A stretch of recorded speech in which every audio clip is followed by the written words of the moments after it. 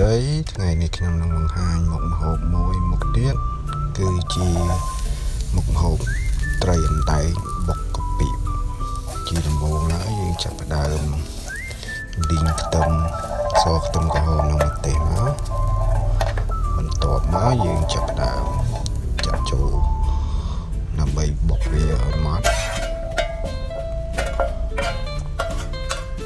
យើងដាក់ប៊ីចេងបន្តិច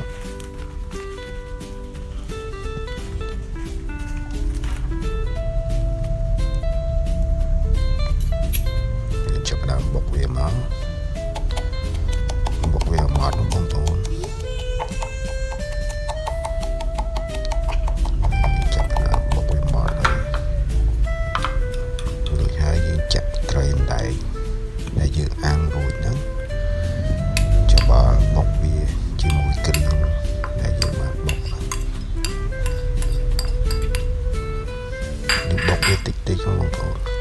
បុកខ្លាំងពេកបែកតែសាច់ត្រីដែរហ្នឹងប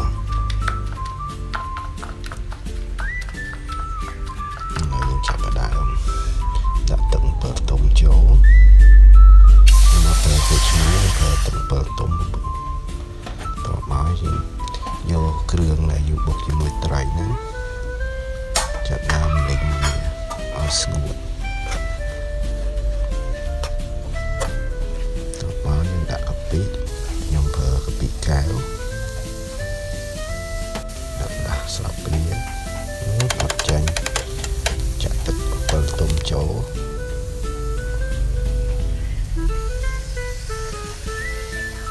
រួចហើយយើងដាក់គ្រឿងមក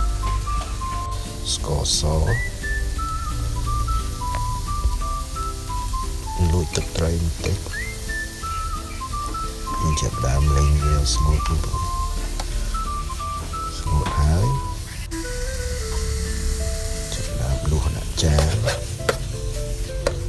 រួចជាការស្រេចបងប្អូនជាមួយនឹងបន្លែស្រស់តបគ្នាមកជាតិណាបងប្អូនអើយឥឡូវចាប់ដើមហើយបងប្អូនមើលទៅទំនោរបងប្អូនបន្លែស្រស់យើងឆ្ងាញ់ណាស់បងប្អូនបាយកកបានបាយក្តៅទៀតអេមកបងប្អូនបន្លែត្រប់ស្រួយឆ្ងាញ់បងប្អូនអរគុណបងប្អូនសម្រាប់ការតាមដានវីដេអូនេះ